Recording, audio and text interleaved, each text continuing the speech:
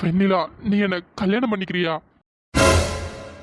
Surya sir, நான் உண்மையா தான் கேட்கிறேன் வெண்ணிலா, நீ என்ன கல்யாணம் பண்ணிக்கிறியா? கடவுளே, என்ன இதெல்லாம்? இது கனவா இல்ல நிஜமா? என்னால நம்பவே முடியல. சூர்யா சார் இப்படி எல்லாம் பேசுறது. நான் மட்டும் தான் இவரை விரும்புறேன்னு நினைச்சிட்டு இருந்தேன். ஆனா சூர்யா சாரும் என்ன விரும்புறாருன்னு நினைக்கிறேன். அதனால தான் என்கிட்ட இப்படி எல்லாம் கேக்குறாரு. எனக்கு எவ்வளவு சந்தோஷமா இருக்கு தெரியுமா? சூர்யா சார், எனக்கு உங்களை ரொம்ப பிடிக்கும் சூர்யா சார். ஆனா நீங்க இப்படி டக்குன்னு கேட்பீங்கன்னு நான் கொஞ்சம் கூட எதிர்பார்க்கல. நீங்க கேட்டதுல எனக்கு சந்தோஷம் தான் சூர்யா சார். என்ன வெண்ணிலா அமைதியாவே இருக்க? அது சூர்யா சார், கல்யாணம்னா நீ நினைக்கிற மாதிரி ஒரிஜினல் கல்யாணம்லாம் இல்ல வெண்ணிலா. நம்ம ரெண்டு பேரும் கான்ட்ராக்ட் மேரேஜ் பண்ணிக்கலாமான்னு கேட்டேன். சூர்யா சார், என்ன சொல்றீங்க? எனக்கு ஒண்ணுமே புரியல. வெண்ணிலா, உனக்கு தெரியும் நினைக்கிறேன், எனக்கும் அமிர்தாக்கும் வீட்டுல கல்யாணம் ஏற்பாடு பண்றாங்க. எனக்கு கல்யாணம் பண்ணிக்கிறதுலாம் சுத்தமா இன்ட்ரெஸ்ட் இல்ல. அதுவும் அந்த அமிர்தாவை என்னால நினைச்சு கூட பார்க்க முடியல. உனக்கு நல்லாவே தெரியும் வெண்ணிலா, நான் எந்த அளவுக்கு அணுவை விரும்பினேன்னு. என் அணு இருந்த இடத்துல என்னால வேற யாரையும் வச்சு பார்க்க முடியல வெண்ணிலா. இப்ப மட்டும் இல்ல, எப்பவுமே என் மனசு ஃபுல்லா என் அணுக்கு மட்டும்தான் இடம். வேற யாருக்கும் என்னால கொடுக்க முடியாது. ஆனா என் அம்மா என்னடா என்ன ரொம்ப வற்புறுத்துறாங்க அமிர்தாவை கல்யாணம் பண்ணிக்க சொல்லி. என்னால முடியல வெண்ணிலா, என்னால முடியல. இந்த கல்யாணத்துல இருந்து நான் எப்படியாச்சும் தப்பிக்கணும் வெண்ணிலா. அது உன்னால மட்டும்தான் எனக்கு ஹெல்ப் பண்ண முடியும். ப்ளீஸ் வெண்ணிலா, எனக்காக நீ இந்த ஒரு ஹெல்ப் மட்டும் பண்ணு வெண்ணிலா. நான் விசா அப்ளை பண்ணியிருக்கேன். அது வந்ததும் நான் ஃபாரின் கிளம்பிடுவேன். ஆனா விசா வர்றதுக்கு கண்டிப்பா 6 மாசம் ஆகும். அதனால ஒரு 6 மாசத்துக்கு மட்டும் நீயும் நானும் கான்ட்ராக்ட் மேரேஜ் பண்ணிக்கலாமா? சூர்யா சார், ஏன் இப்படி என்ன கஷ்டப்படுத்துறீங்க? நீங்க கல்யாணம் பண்ணிக்கலாமான்னு கேட்டதும் நான் எவ்வளவு சந்தோஷப்பட்டேன் தெரியுமா? ஆனா இப்படி என் தலையில குண்டை தூக்கி போடுறீங்களே சூர்யா சார். வெண்ணிலா ப்ளீஸ் வெண்ணிலா, எனக்கு கொஞ்சம் ஹெல்ப் பண்ணு. வேற எந்த பொண்ணும் 6 மாசம் கான்ட்ராக்ட் மேரேஜுக்கெல்லாம் யாருமே ஒத்துக்க மாட்டாங்க. நீ எனக்கு ஒரு நல்ல ஃப்ரெண்டு, அதனாலதான் உங்ககிட்ட இந்த ஹெல்ப்பை கேட்குறேன் வெண்ணிலா. ப்ளீஸ் வெண்ணிலா, எனக்காக 6 மாசம் மட்டும் எனக்கு ஒய்ஃப் ஆயிரு வெண்ணிலா ப்ளீஸ். வெண்ணிலா, 6 மாசம் முடிஞ்சதும் நம்ம டிவோர்ஸ் பண்ணிக்கலாம். அதை பத்தி எந்த ஒரு பிரச்சனையும் இல்லை. அதுக்கப்புறம் நான் ஃபாரின் போய் செட்டில் ஆயிடுறேன். நீயும் உன் லைஃப்பை நினைச்சு எந்த கவலையும் பட வேண்டாம். உனக்கு என்னென்ன பண்ணணுமோ எல்லாமே நான் பண்ணிடுறேன். உனக்கு வேற ஒரு நல்ல லைஃபையும் தேடி நான் அமைச்சு தந்துட்டு நான் ஃபாரின் போயிடுறேன் வெண்ணிலா. ப்ளீஸ் வெண்ணிலா, எனக்காக இந்த ஒரு ஹெல்ப்பை மட்டும் பண்ணு வெண்ணிலா. அப்புறம் உன் லைஃபுக்கு என்னென்ன வேணுமோ எல்லாமே பார்த்து பார்த்து நானே செட்டில் பண்ணிடுறேன் வெண்ணிலா. அப்புறம் உன் தம்பி வேற படிக்க வைக்கணும்னு சொன்னல, அவன் என்ன படிக்கணுமோ எல்லாமே படிக்கட்டும் வெண்ணிலா. அது எல்லாமே நானே பார்த்துக்கிறேன். அப்புறம் நான் உன்னையும் படிக்க வச்சிடுறேன் வெண்ணிலா. அப்புறம் உனக்கு ஒரு நல்ல லைஃபா பார்த்து நான் அமைச்சு தரேன் வெண்ணிலா. ப்ளீஸ் வெண்ணிலா, எனக்காக இந்த ஒரு ஹெல்ப்பை மட்டும் பண்ணு வெண்ணிலா. எனக்கு யார்கிட்ட போய் ஹெல்ப் கேட்கறதுனே தெரியல வெண்ணிலா. ஒரு நல்ல ஃப்ரெண்டா நீ எனக்கு ஹெல்ப் பண்ணுவேன்னு நினைச்சுதான் உங்ககிட்ட கேட்குறேன். என் நிலைமைய புரிஞ்சுக்க வெண்ணிலா. என்னாலேயே அனுபவ தவிர வேற எந்த ஒரு பொண்ணையும் நினைச்சு பார்க்க முடியாது. ப்ளீஸ் வெண்ணிலா, புரிஞ்சுக்க வெண்ணிலா.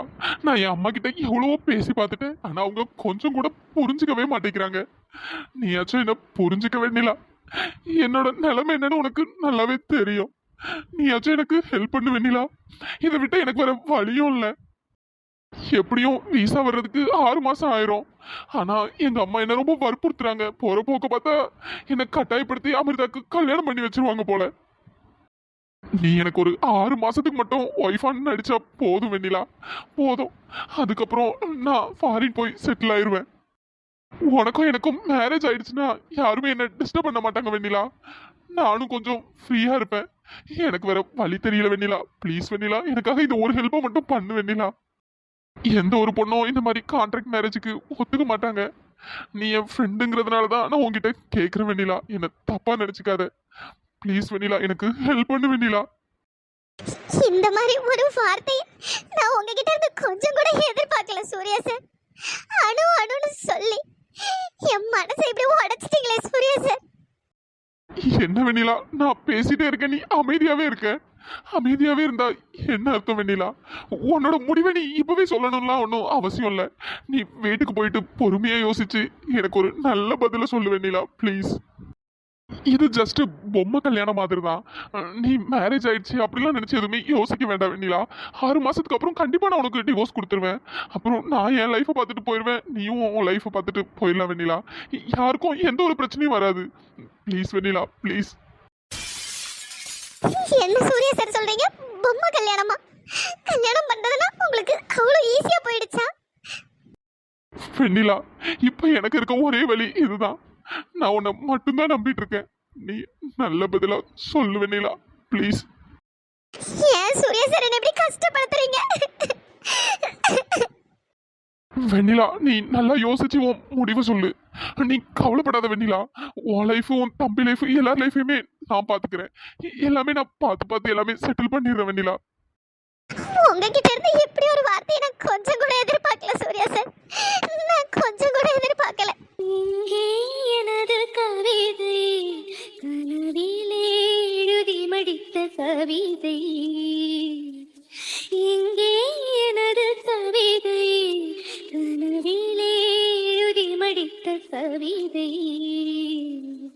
விழி கரைந்து விட்டதோ அம்மம்மா, விடியல் எடுத்து விட்டதோ.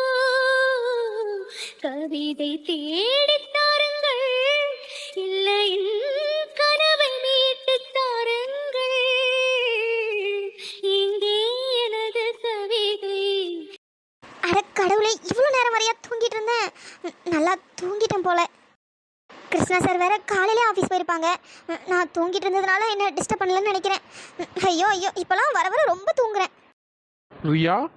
கிருஷ்ணா சார், நீங்க இன்னும் ஆஃபீஸ் போலையா? இல்ல ரியா, ஆஃபீஸ்க்கு 1 வீக் போக மாட்டேன்.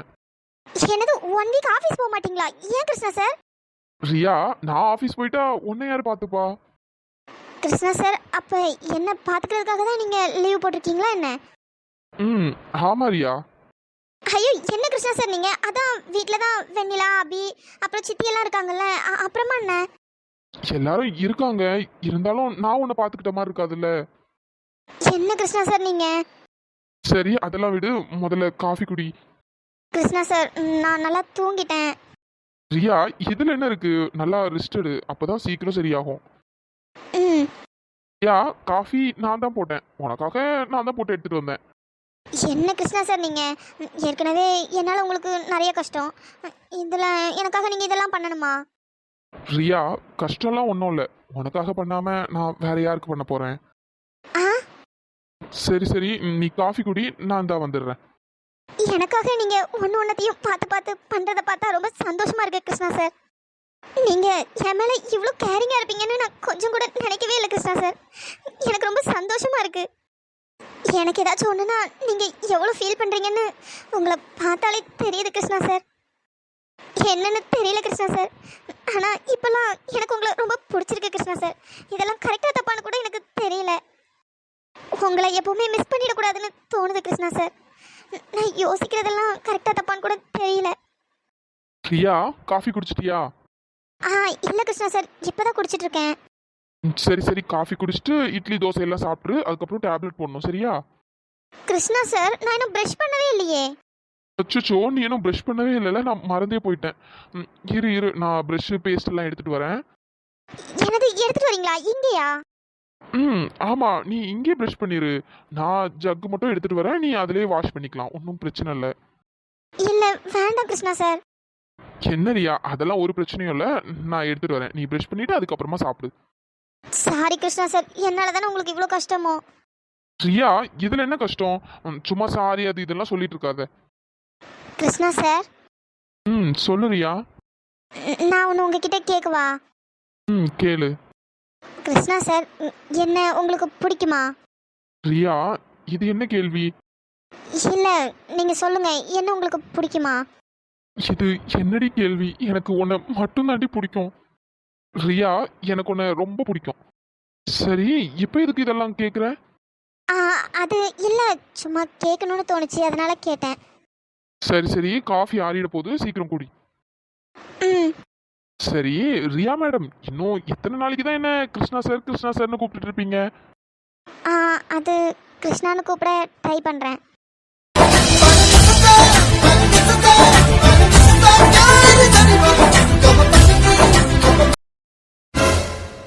அண்ணி, இப்போ எப்படி இருக்கீங்க? நல்லா இருக்க சக்தி, இப்போ ஓகே தான். கிருஷ்ணா அண்ணன், அன்னைக்கு என்னாச்சு? அத்தை தான் சொல்லிட்டு இருந்தாங்க ஏதோ ஆக்சிடென்ட் ஆயிடுச்சுன்னு, என்னென்ன ஆச்சு? அது ஒன்றும் இல்லை சக்தி, ஒரு லாரிக்காரன் ரியாவை இடிக்க பார்த்தான். நான் டக்குன்னு ரியாவை பிடிச்சி இழுத்துட்டேன். அதில் 2 பேருமே கீழே விழுந்துட்டோம். அதில் தான் ரியா காலு லைட்டாக ஃப்ராக்சர் ஆயிடுச்சு. என்னென்ன சொல்கிற? லாரி இடிக்க வந்துச்சா? ஆமாம் சக்தி. ரியா ஓரமாக தான் நின்றுட்டு இருந்தா. ஆனால் அந்த லாரிக்காரன் எப்படி தான் வண்டி ஓட்டிட்டு வந்தான்னு தெரியல. ரியா மேலே கொண்டு இடிக்க பார்த்தான். கிருஷ்ணா மாமா, லாரி நம்பர் ஏதாச்சும் நோட் பண்ணீங்களா? ஆமாண்ணே. நம்பர் ஏதாச்சும் பார்த்தியா? நம்பர் இருந்தால் ஈஸியாக கண்டுபிடிச்சிடலாம்ல. எதுவும் நோட் பண்ணியா அண்ணே? இல்லடா சக்தி, அந்த டைம்ல பதட்டத்தில் நான் நம்பர் நோட் பண்ணல. என்னென்ன சொல்ற? நம்பர் மட்டும் தெரிஞ்சதுன்னா அது எவன்னு கண்டுபிடிச்சி வெளுன்னு வெளுத்துருக்கலாம். சரி விடுடா சக்தி, இது ஏதோ ஆக்சிடென்ட் மாதிரி தான் இருந்தது. அது எப்படின்னா இது ஆக்சிடென்ட் ஆக முடியும்? நீங்க ஓரமாக தான் நின்றுட்டு இருந்திருக்கீங்க. லாரிக்காரன் கொண்டு வண்டியை விட்டுருக்கான்னா எனக்கு என்னமோ தப்பா தோணுதுண்ணே.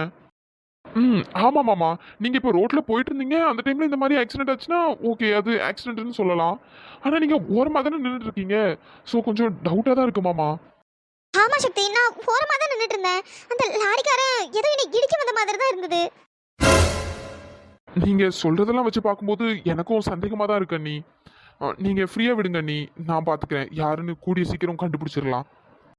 சக்தி, ஒருவேளை அந்த மருதுவா இருப்பானோ? இல்லைண்ணே, அவனா இருக்க கண்டிப்பாக வாய்ப்பே இல்லை. ஏன்னா அவன் இப்போ ஜெயிலில் இருக்கான். எனக்கு தெரிஞ்சு அவனா இருக்க வாய்ப்பு இல்லைன்னு நினைக்கிறேன். இல்லை சக்தி, அவன் ஜெயிலில் இருந்தாலும் வெளியே யாராச்சும் ஆட்கள் வச்சு பண்ண வாய்ப்பு இருக்குல்ல? வாய்ப்பு இருக்குண்ணே, ஆனால் அவன் தான்னு சொல்ல முடியாது. பார்க்கலாண்ணே, கூடிய சீக்கிரம் கண்டுபிடிச்சிடலாம். எனக்கும் அந்த மருது மேலே தான் டவுட்டாக இருக்கு. இல்லைண்ணே, நான் பார்த்துக்கிறேன். இதுக்கப்புறம் அவன் மேலே ஒரு கண்ணு வச்சுக்கிறேன். ஒன்றும் பிரச்சனை இல்லை, நான் பார்த்துக்கிறேன். சரிடா.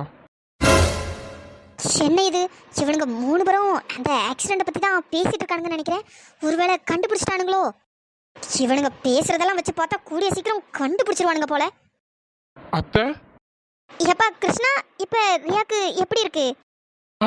நல்லா இருக்கா அத்தை. நேத்தே ரியாவை பார்க்க வரணும்னு நினைச்சேன்ப்பா. ஆனா எனக்கு நைட்டு தான் தெரியும் இந்த மாதிரி ரியாக்கு ஆக்சிடென்ட் ஆயிருக்குன்ட்டு. அதான் சரி நைட் வந்து டிஸ்டர்ப் பண்ண வேண்டாம், காலையில வரலான்னு வந்தேன்ப்பா.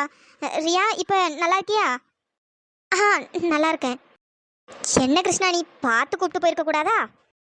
இல்லத்த, ஒரு லாரிக்காரன் வந்து இடிக்க பார்த்தான். அதுக்குள்ள நான் ரியாவை பிடிச்சி இழுத்துட்டேன். அது லைட்டாக காலில் மட்டும் அடிபட்டிருக்கு, வேற ஒன்றும் இல்லத்த. ஓ, அப்ப இதான் விஷயமா? அப்போ அந்த மணி பையன் லாரியை வச்சு வழி இடிக்கவே இல்லை. அதுக்குள்ள நம்ம கிட்ட காசை வாங்கிட்டு ஏமாத்திட்டு போயிட்டான். பார்த்துக்கிறேன்டா உன்னை. சரிப்பா கிருஷ்ணா, பார்த்து கவனமா இரு. எப்பா கிருஷ்ணா, வேற லாரி நம்பர் ஏதாச்சும் நோட் பண்ணியா என்ன? இல்லைங்கத்த, பதட்டத்தில் பார்க்க மறந்துட்டேன். ரொம்ப சந்தோஷம், தப்பிச்சோண்டா சாமி. இவன் மட்டும் லாரி நம்பரை நோட் பண்ணியிருந்தான் அவ்வளோதான். அத்தை, ஏதாச்சும் சொன்னீங்களா என்ன? இல்லப்பா, பதட்டத்தில் எப்படியும் பார்த்துக்க முடியாது. சரி பரவாயில்ல விடுப்பா, நடந்தது நடந்து போச்சு. ரியாக்கு ஒன்றும் ஆகலல, அது வேற சந்தோஷம்தான். சரிப்பா, பார்த்துக்கப்பா. சரிங்க அத்தை. டே மச்சான், என்னடா ஆச்சரியமா இருக்கு. அதான்டா எனக்கும் தெரியல. அண்ணி வீட்டுக்கு வந்ததே உங்களுக்கு பிடிக்காது. இப்போ திடீர்னு வந்து நல்லா விசாரிக்கிறாங்கன்னா ஆச்சரியமா தான் இருக்கு. ஆமாண்டா மச்சான், ஒருவேளை திருந்திட்டாங்களோ? யாரு இவங்களாச்சும் திருந்துறதாச்சும்? ஆட போடா, இதுங்கெல்லாம் திருந்தாத ஜென்மங்கள். அது கரெக்டு தான். இருந்தாலும் திடீர்னு வந்து நல்லா விசாரிச்சோன்னு நானே ஷாக் ஆயிட்டேன் மச்சான். அதே ஷாக்கு தான்டா எனக்கும், அதே ஷாக்கு தான். சரி வா மச்சான், நம்ம போலாமா? நம்ம 2 பேரும் நந்தி மாதிரி இருந்து நல்லா டிஸ்டர்ப் பண்ணிட்டு இருக்கோம். நம்ம போலாம். போலாம் போலாம். கிருஷ்ணன், அண்ணிய பார்த்துக்க, நாங்கள் அப்புறம் வரோம். சரிடா. அண்ணி நல்லா ரெஸ்ட் எடுங்க. சரிப்பா சக்தி. கிருஷ்ணா சார், நீங்க ஆஃபீஸ் கிளம்புறீங்களா? அதெல்லாம் ஒன்றும் வேணாம், நானே உன்னை பார்த்துக்கிறேன். சரி ப்ரஷ் பண்ணணும்னு சொல்லல, இரு எல்லாம் எடுத்துட்டு வரேன்.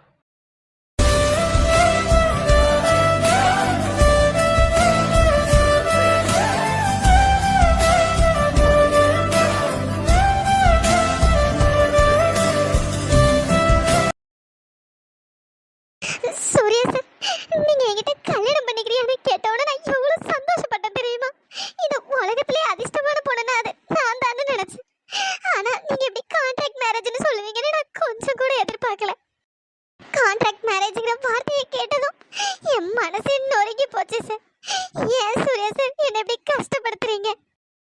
நீங்க ஃபுல்லா உங்களை பத்தி மட்டும் தானே சார் யோசிச்சு பாத்தீங்க. என்னை பத்தி ஏன் சார் நீங்க கொஞ்சம் கூட யோசிச்சு பார்க்கல? நான் எவ்வளவு கஷ்டப்பட்டிருப்பேன்னு கூட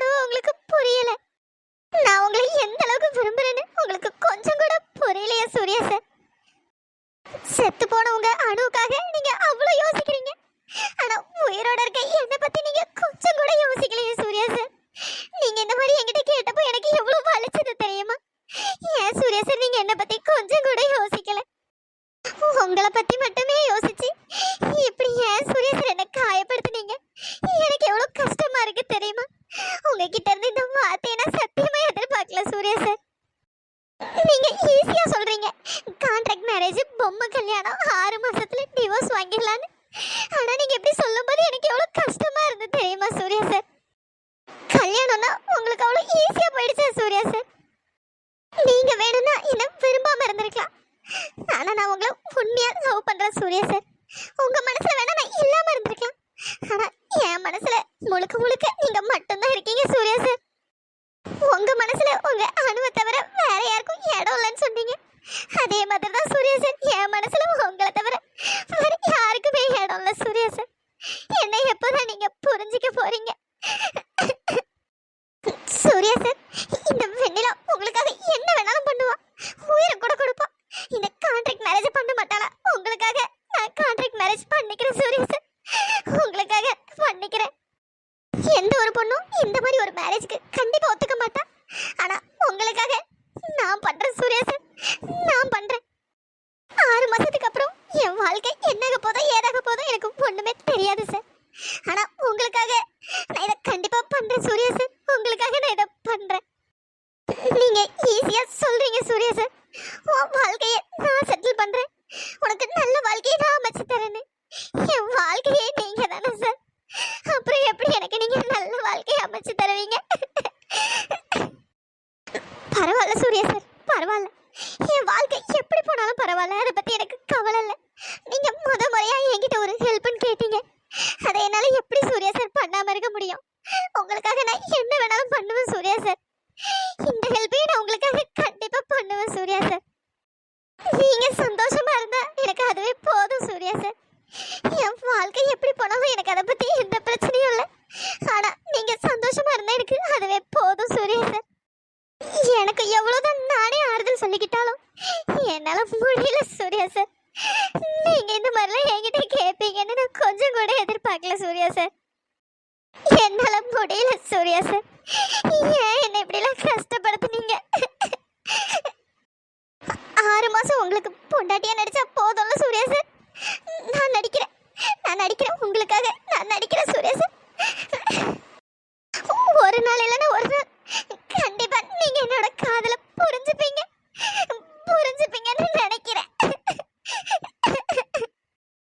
நான் தனியாய் தனியாய் நடந்தேனே, சிறு பனியாய் கரைந்தேனே, ஒரு நுரையாய் உடைந்தேன் காதலாலே.